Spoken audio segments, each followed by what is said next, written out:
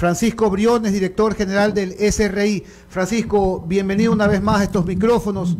Entiendo que el gobierno nacional aspira a recaudar alrededor de 15.691 millones de dólares en impuestos en el 2023, es decir, 700 millones de dólares más de lo previsto para el 2022.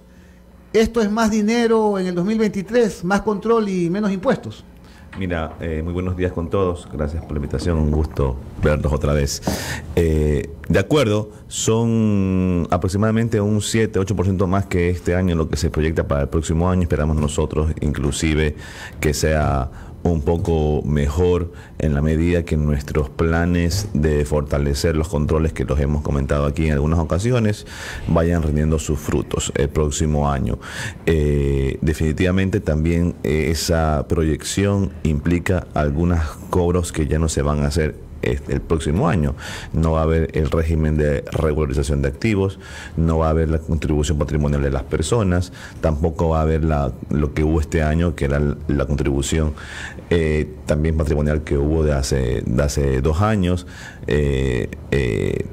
Va a continuar la reducción del ISD del 4 al 3%. ¿Es cuando vas a bajar del 4 al 3.75? Ya desde el 2 de enero. No, todavía no está totalmente claro si será de 2 de enero o un par de semanas después, pero esa decisión se va a concretar en las primeras semanas del próximo año, lo más probable. Y quedarán por revisar algunos ICE todavía el próximo año, esperemos. Con todo esto, digamos, ese crecimiento que tenemos el próximo año de ese 7%, también hay que considerar todos estos impuestos de recaudaciones que no vamos a tener este año, y termina siendo un aumento de la recaudación de más de 700 millones, por lo menos de unos 1.100, 1.200 millones que si consideramos todo lo que este año todo lo que el próximo año no vamos a recaudar, que sí recaudamos este año. Ahora, en el 2023, las empresas con un patrimonio mayor a 5 millones de dólares pagarán por última vez una contribución adicional. ¿Esto es correcto? Sí, es correcto, es lo que decía.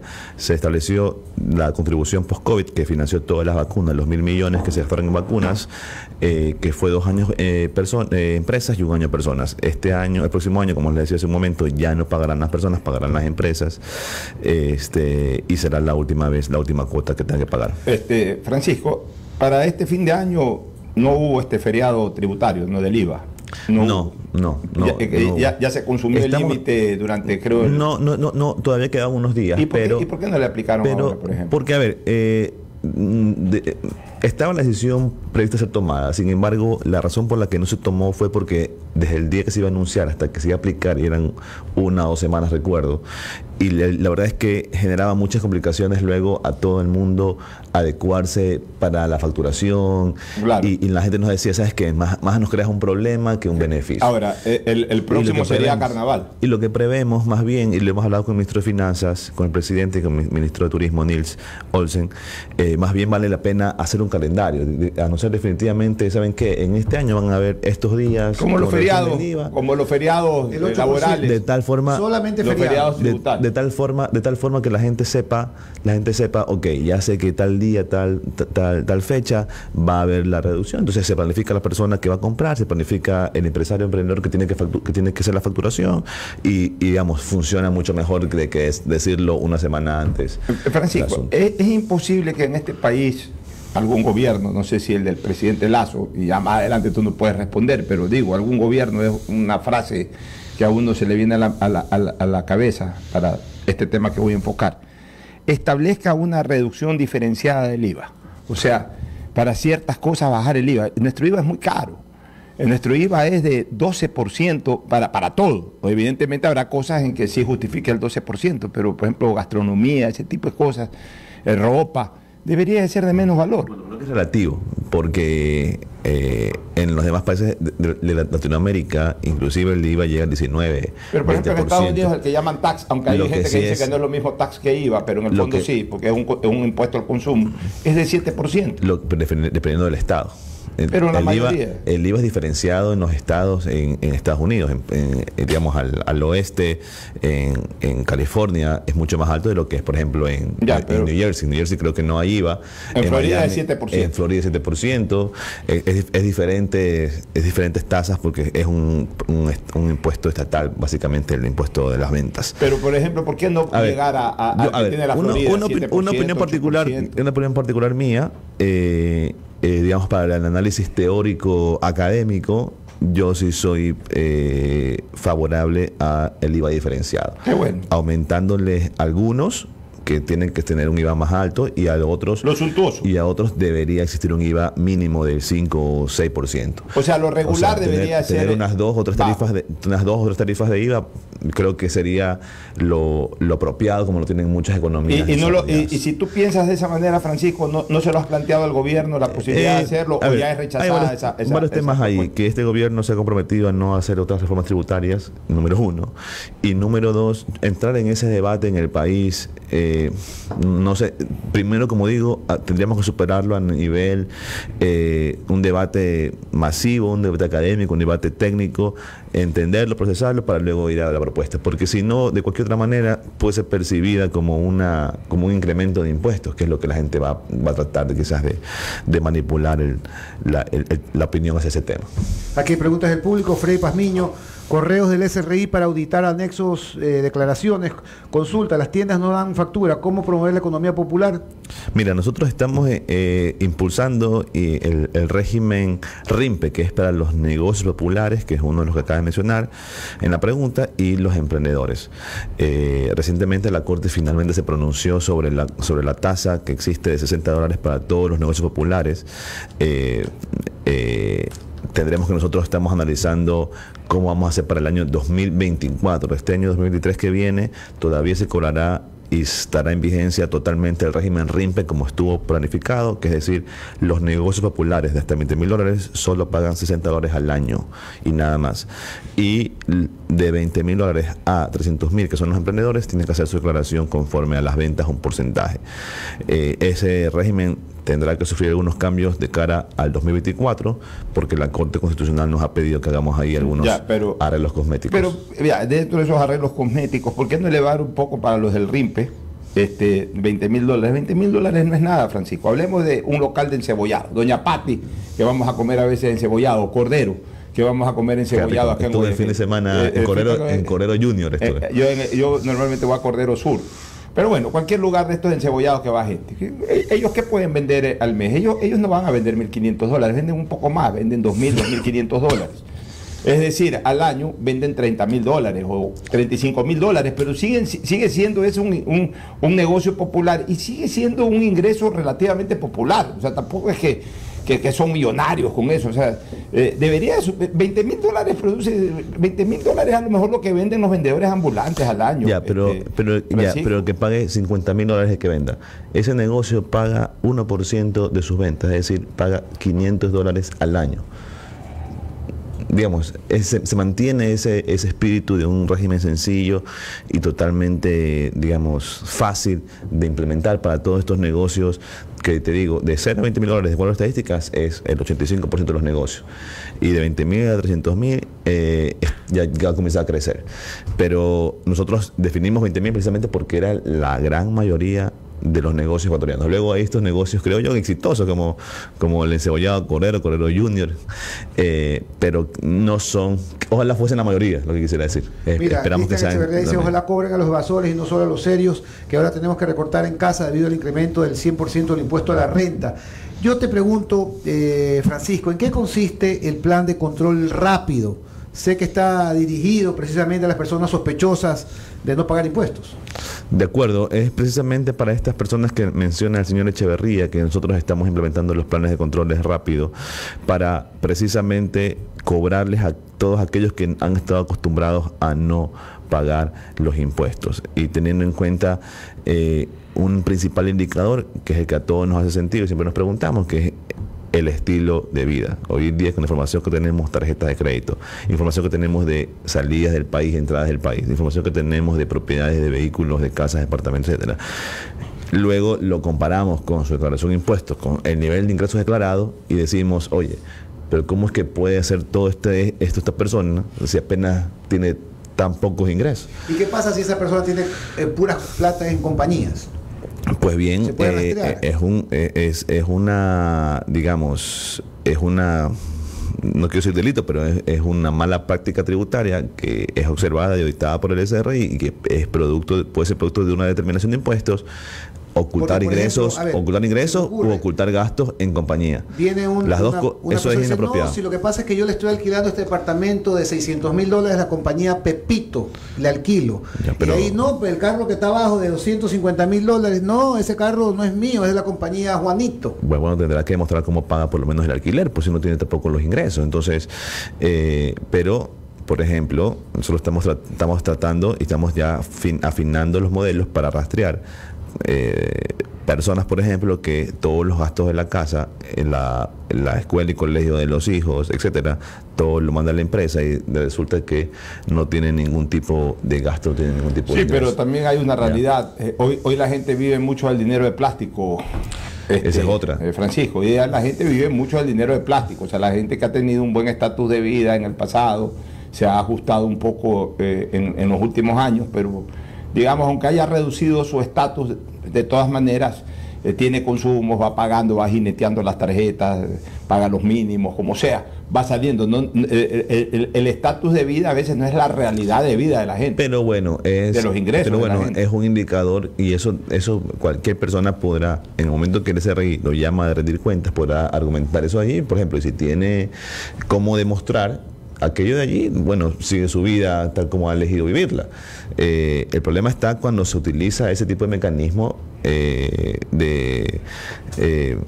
cuando se evade de cierta forma la entrega de información, la declaración de ingresos o de gastos para pagar menos impuestos de lo que debe pagar. Jaime Eduardo Alcibar, buenos días. En la página web del SRI no hay un detalle para la devolución del IVA para adultos mayores de las facturas físicas a partir del mes de octubre. Gracias. Y Robert Salas, favor una aclaración en cuanto a la recepción de documentos preimpresos. Se supone que no debería circular a excepción de los RIMPE.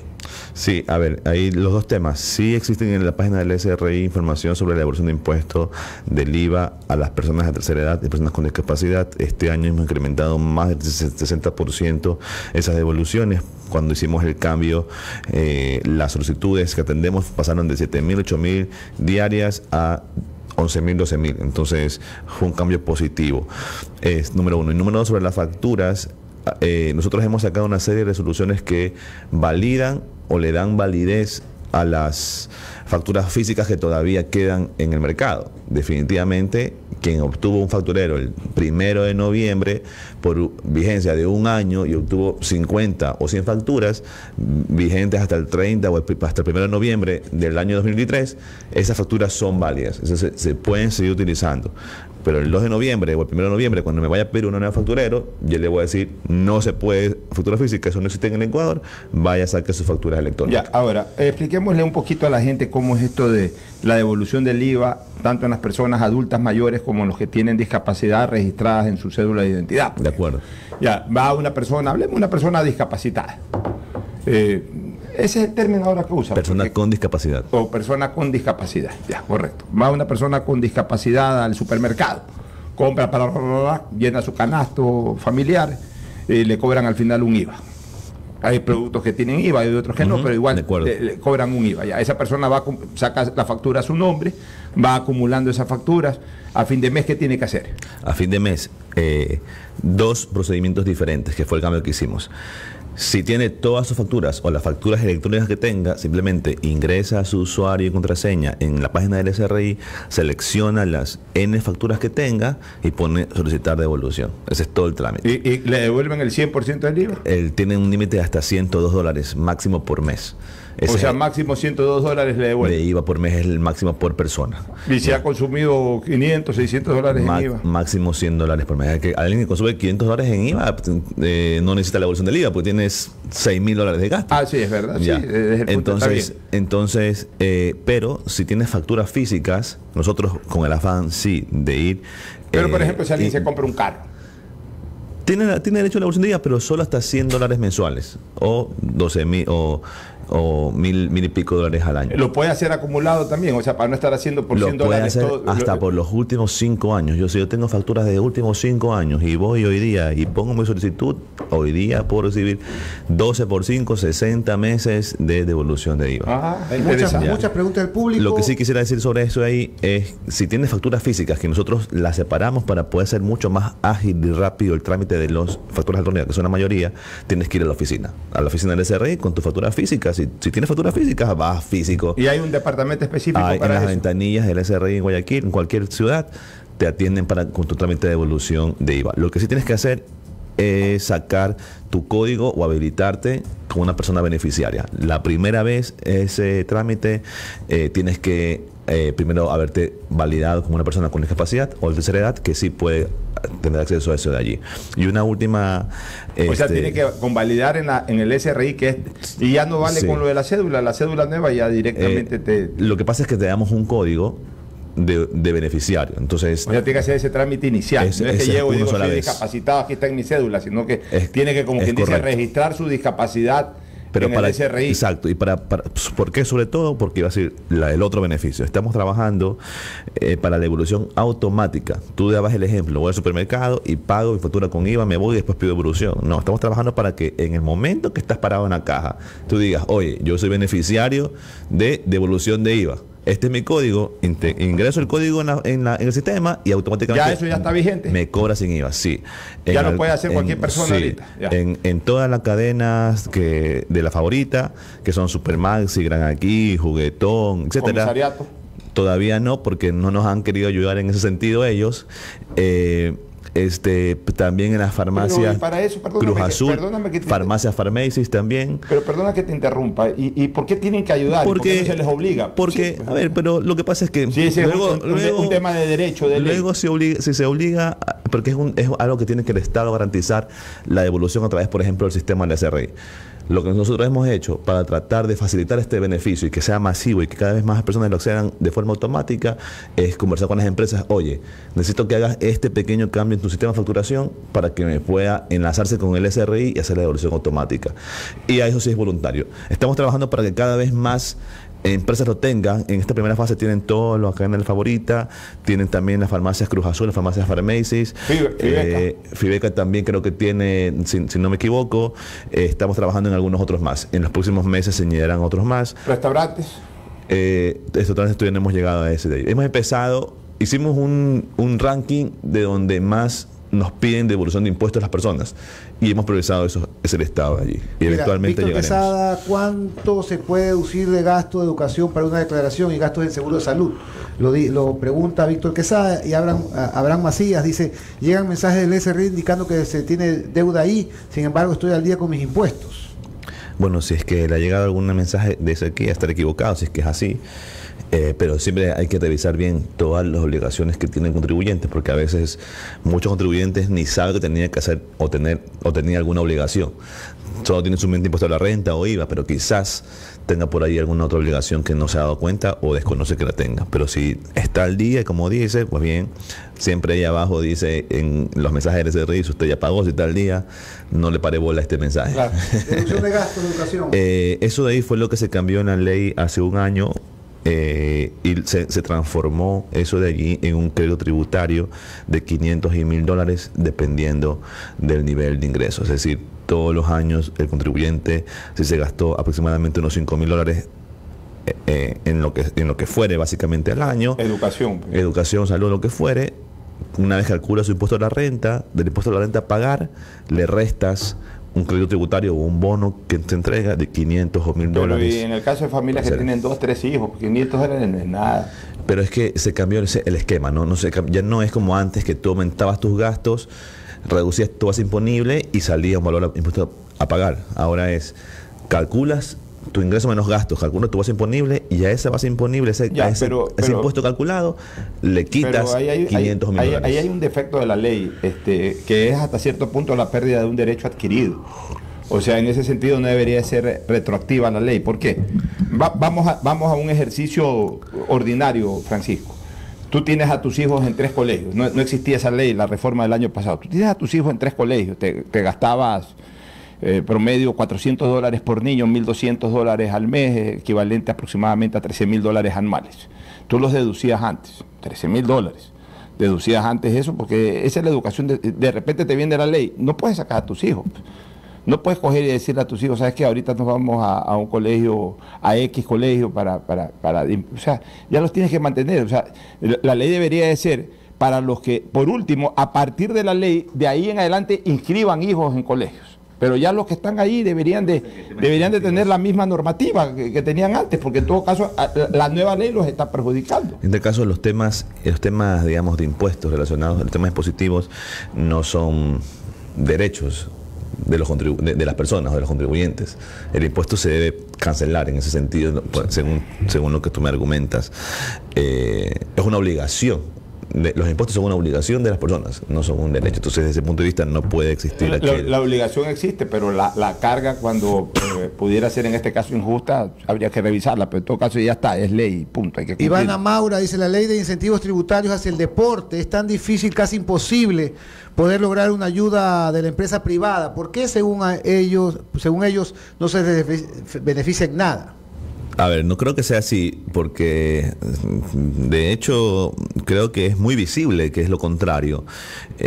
Por todas partes, creo yo, en la televisión, cuando uno ve publicidad, inclusive en los medios de comunicación, cuando uno ve publicidad de las empresas auspiciando a los deportistas ecuatorianos como nunca antes. Auspician a los pesistas o halterofilia, auspician a los corredores, auspician a las selecciones, a los equipos de fútbol, auspician a los jugadores de tenis, a los jugadores de golf. ¿Cómo es ahora el sistema? Entonces, lo que veo más bien es que cada vez hay más uso, y de hecho en deporte los incentivos tributarios donde mejor funcionan, de tal forma de que en educación y en cultura y en desnutrición crónica infantil han emulado lo que hace el deporte para adquirir o pescar, digámoslo así, esos beneficios. La forma en la que funciona es en que el gasto puede ser deducido más de lo que es. Por ejemplo, si yo como una empresa ABC financio en publicidad o la formación de un deportista, yo al momento de registrar ese gasto, si invertí 1.000, al momento de registrar ese gasto puedo ponerlo en mi contabilidad para fines tributarios como 2.000 o 2.500, dependiendo del caso. O sea, por ejemplo, alguien que dé $25.000 para la organización de un gran interbarrial en Guayaquil. Es correcto. Ya. 25.000, él puede deducir 50.000 con 50.000 en su, de tal forma que al hacer más gasto disminuye su base imponible y por lo tanto paga menos impuestos. Es una forma indirecta en la cual se financia. O sea, más claro, saca el aporte de los impuestos. Es una manera indirecta de que el Estado aporte al deporte. Es correcto, es una aporte al deporte. Es una manera indirecta. Las empresarios. Estamos conversando con Francisco Briones, director del SRI. Sebastián Josafel dice: y devolución del IVA para turistas para incentivar el sector del turismo. Sí, mira, eso lo tenemos, es uno de los pendientes que tenemos, y queremos ese mismo esquema que hemos hecho de facilitación y de hacer mucho más rápido la devolución de IVA y del impuesto de la renta en las personas. Queremos llevarla también a turismo. Espero yo que el próximo año, en 2023, en marzo, abril, cuando se pague el impuesto de la renta de personas, quienes soliciten devolución de impuesto a la renta, espero yo tenerles resuelto su trámite en 12 días, si es que hizo todas sus facturas electrónicas y si es que solicita a través de internet la devolución de impuesto de la renta, que siempre a los que se les retiene, sobre todo, se les retiene mucho más normalmente, ¿no? Entonces, el año pasado se demoraba hasta 4 o 5, bueno, este año, perdón, se demoraba hace unos meses, 4, 5, 6 meses. El objetivo el próximo año es que sea 15 días máximo que se demore esa devolución, cuando es a través de internet y con factura electrónica. Así queremos incentivar la factura electrónica. Una última pregunta de mi parte, el tema GATS.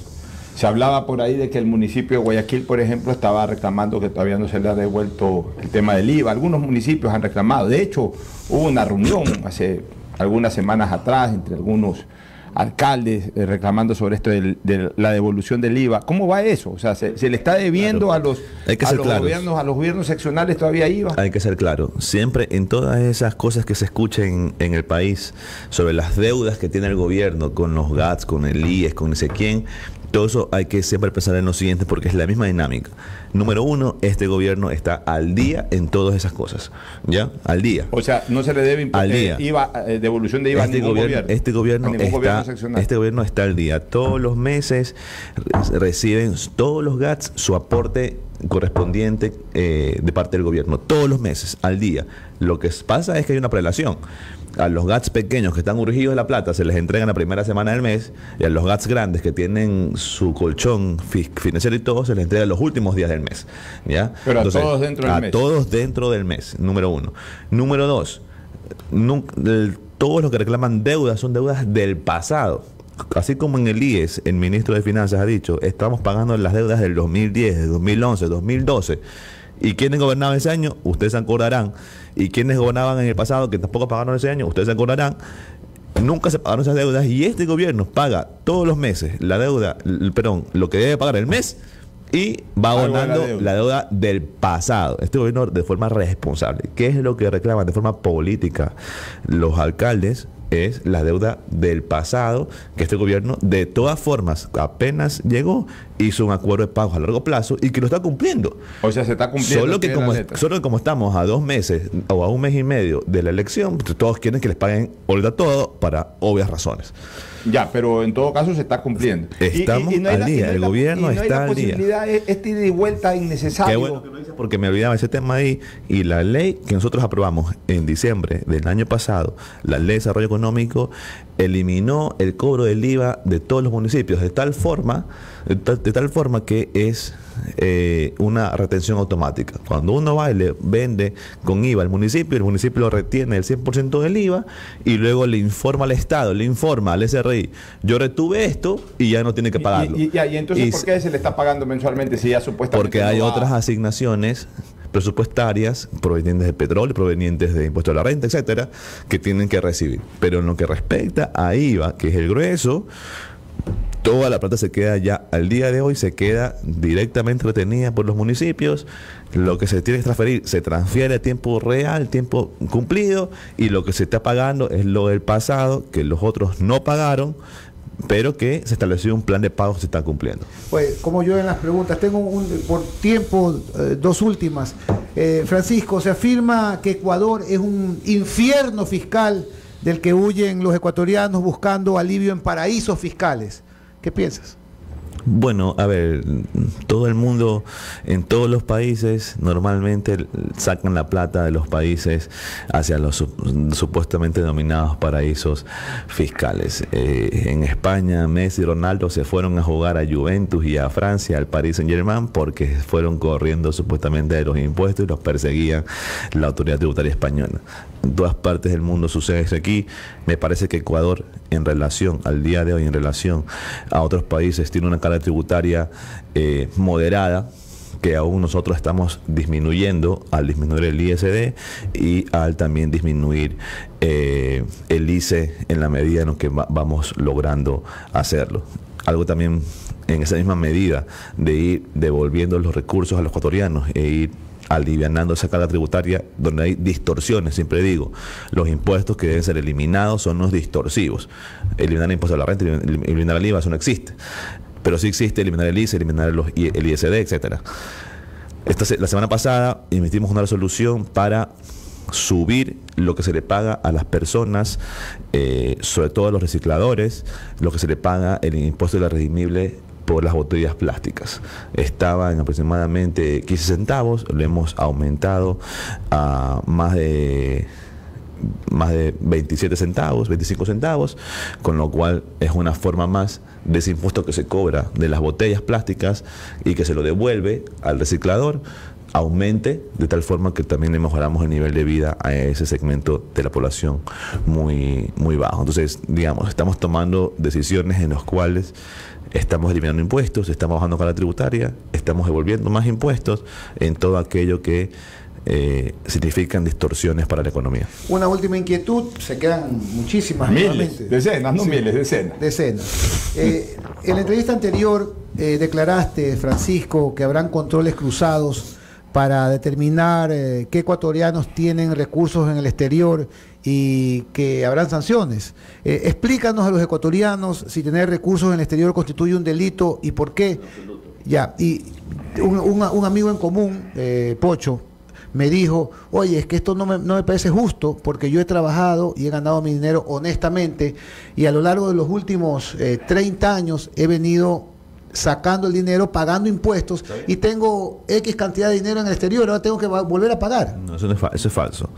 Es falso en el sentido, si pagó los impuestos de esos ingresos obtenidos en el Ecuador cuando los obtuvo, cuando los generó y luego si lo sacó del país y existía el ISD, pagó el ISD, no tiene nada que temer, ya ha pagado todos sus impuestos y está al día. La siguiente pregunta es si esos recursos que sacó del país y están generando renta o ganando intereses en el exterior, si los habrá declarado en el Ecuador o no, eso es otra cosa. ¿Qué pasa si esa en persona el Ecuador, sacó ese dinero antes de la existencia del ISD? Ya, pues no tiene que devolución del ISD, pues. No sé, claro, ha cumplido. Y si esa persona cumplido. ha ganado ese dinero afuera, tampoco. A ver, en el Ecuador manejamos el concepto de renta global, es decir, usted tiene que tributar en el Ecuador sobre todos los ingresos que tenga en cualquier parte del mundo. Cosa Entonces, que es injusta. Es el concepto legal de renta global que maneja el Ecuador, como lo manejan muchos otros países en el mundo. Entonces, si usted sacó, digamos en ese ejemplo, sacó todo, digamos, sacó $1 millón en su vida, 2 millones, 100 millones de dólares en su vida, que hay muchas personas que tienen esa cantidad de dinero en el exterior. 100 millones de dólares lo tienen en el exterior y eso está ganando 10% de rendimiento anual. La pregunta, y digamos que esos 100 los reportó, en el Ecuador están declarados, están reportados y he pagado todos sus impuestos. Maravilloso, cuando los generó y cuando los sacó, perfecto. La siguiente pregunta es, oiga, y de ese 10% que usted ganó, de esos 10 millones en el exterior, ¿usted ha pagado los impuestos en el Ecuador, sí o no? Esa es la pregunta siguiente. Si los pagó, perfecto. Si no los pagó, pues tiene que pagarlos. Ahora, también hay los casos de quienes sacaron la plata, no pagaron ICD, sacaron la plata, tampoco declararon esos ingresos y aparte tampoco de los ingresos que genera eso en el exterior, tampoco pagan impuestos. Entonces ahí sí hay que hacerle todo el control necesario para hacer que pague todo lo que tiene que pagar. Bueno.